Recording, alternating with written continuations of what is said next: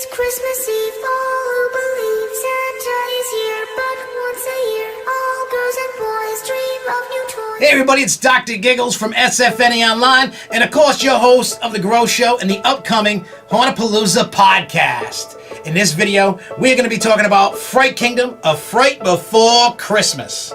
In this video, we are going to be reviewing it, breaking it down, showing you a little bit of video of all kinds of stuff inside this. So let's just jump right on into it, y'all.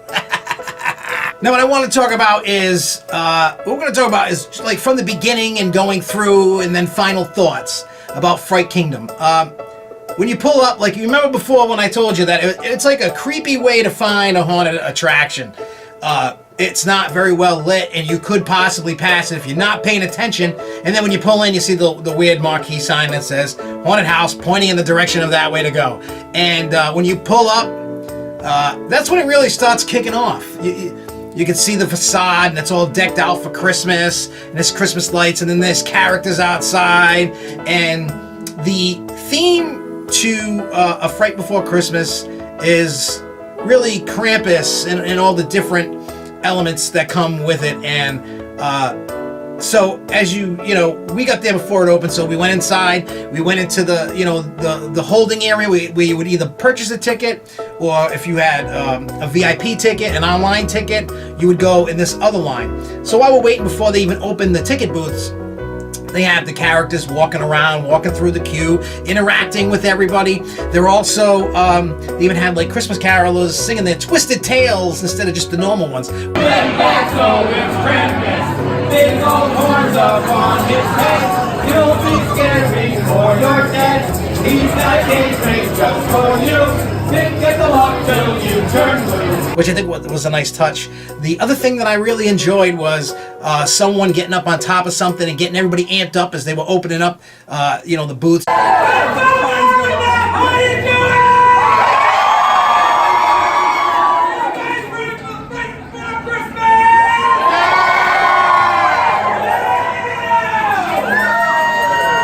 So that you could purchase your ticket or hand it in and get a Fright Pass or whatnot. So just that, the queue holding area, it was all decked out for Christmas. It was great. The atmosphere was awesome. So I really enjoyed that, and I wish a lot of haunts did that. I mean, a lot of haunts do, but I wish actually all haunts did something of this kind of caliber. I really think it kind of helps amp you up and get you into what you're about to get into. So then after you get your ticket and you go in, you walk into their midway. Now their midway, you probably seen stuff from the other video, but you see the characters like Michael Myers and Jason from Friday the 13th and Freddy Krueger and It, and there's all different kinds of stuff. There's they still have the different props and stuff, clothing and stuff from Halloween movies and TV shows. They have some vendors there. They have a concession stand, like a little one, to get some snacks and hot chocolate. They also have two little setups for the Valentines, and they had the Christmas one still set up, which is nice. I just love it, the way they promote it. And the thing that I love, and I hope that other haunts can take this and do this, it helps. One, if you have the area to do it. Not every haunt has an area to do some type of midway thing. I get that. But having a system that on the back of your ticket says, it gives you similar candy cane, or whatever it is, a present, a tree, whatever, and they call it out. They got like a big, projector, and when that's called up, they have a DJ in the back, and he's, jamming the tunes. He's saying, "Hey, if you got the candy cane, your time to go in," and then you go in. I'm not going to break down the haunt for you. I want you guys to. Unfortunately, it's only 2 nights. I honestly wish there was more nights. Maybe it would help the craziness amount of people. I mean, it's a good problem to have, a ton of people, but I think just for myself that I would probably go multiple nights, just because, and you'll know why in a little bit.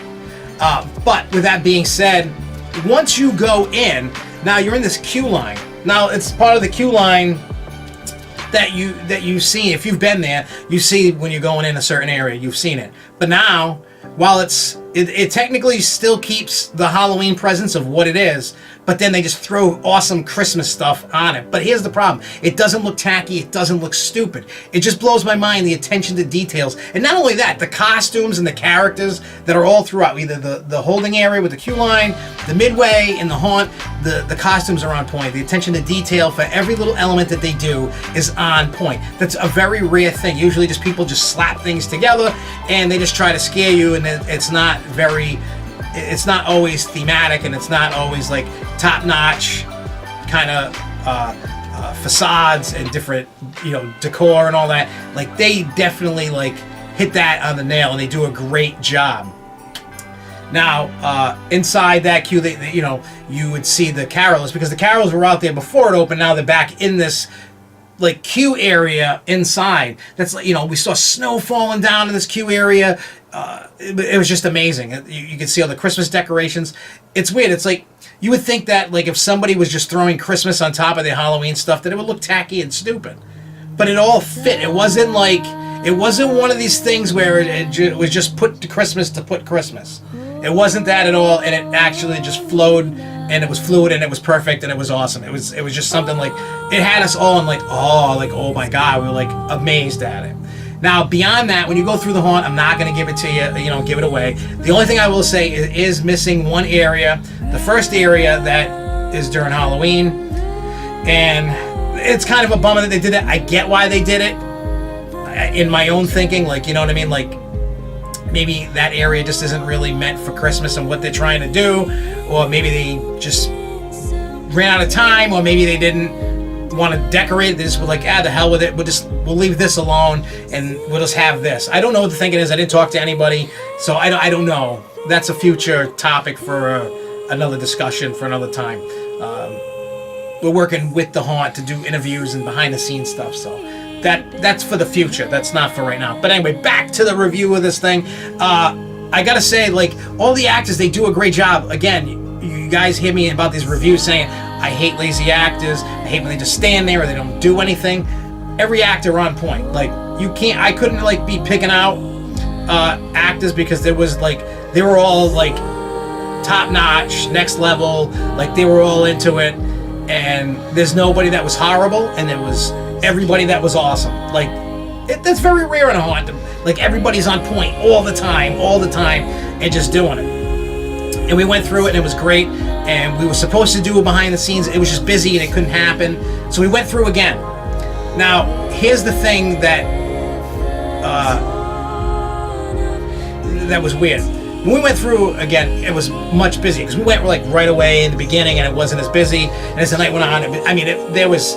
I would love to know how many people went through that haunt that night, because it was like the midway was full. You'll see in this video as I'm talking, you'll just see different kinds of things pop up, and it was just crazy to see the amount of people. And they were closing at 10 o'clock, and they're just trying to get everybody that they can through, just trying to get them through. And I totally get it, but it caused a Congo line, and there was areas that we waited a long time just standing there doing nothing.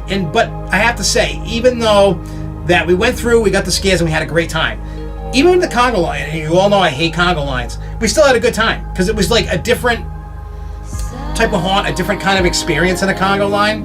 Because like in the dark section of the haunt, we were stuck in there for 10 minutes, didn't even move, and then we were watching the people behind us get electrocuted. It was kind of funny, that shock you get.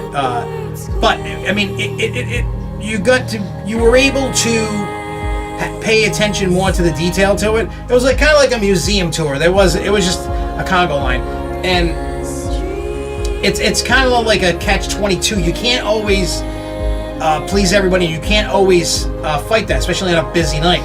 You want to close in a reasonable time. There's laws, rules, etc. that you have to shut the doors, and maybe workers are underage or whatever, and you got to do things by certain things. And I totally get that. I just wish that second time that we went through that they could have paced it a little better. But I mean, even though it wasn't paced very well, I still enjoyed it. I'm not even knocking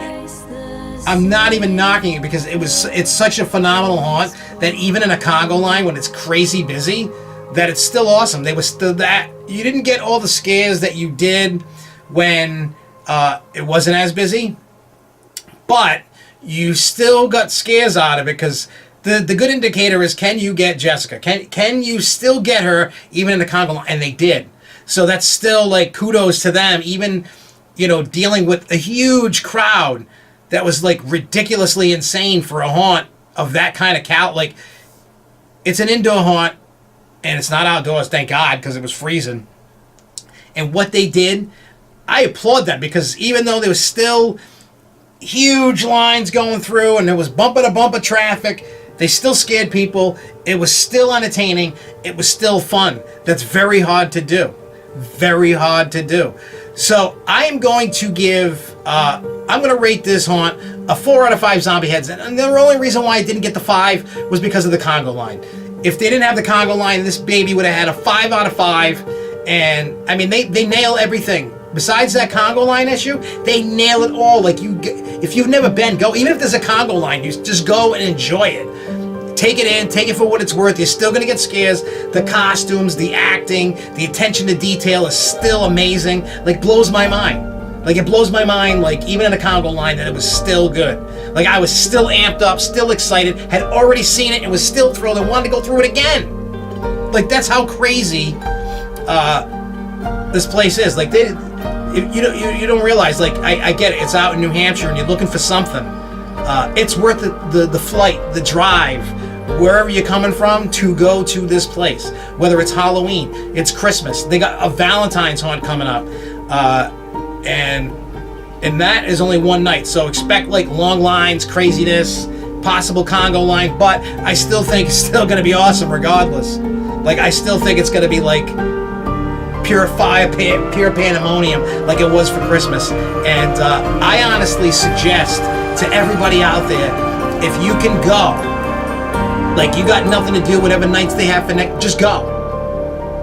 Just go. Hopefully they add more nights, because they really should, because I think they would still make more money, and I still think it would just be awesome for me to be able to go more than one time. You know, I would totally dig it, and I would love to do it. So with that being said, like I said, I give it a 4 out of 5. Hopefully they can get that Congo line thing under. Maybe if they opened a little earlier and stayed open a little later, just to get, you know, pace it out right. That's just my suggestion. If they're watching this, that's your haunt. You do what you got to do. But let me tell you, Fright Kingdom, if you are watching, hell of a haunt. I can't wait for Valentine's. And I can't wait to see what you bring for Halloween next year. And hopefully everybody that enjoyed this video, if you did enjoy this video, please give us a like. Please subscribe. Leave a comment down below. Did you happen to go to a Fright Before Christmas? What did you think about it? If not, let me know if you would want to go to that. You know, let us know. And let's just have a conversation, join a community, and get ready, because pretty soon, starting early of 2019, the Hauntapalooza podcast is coming at you live, y'all. So until next time, everybody, keep it spooky and peace out, y'all. Should old acquaintance be forgot and never brought to mind? Should old acquaintance be forgot and all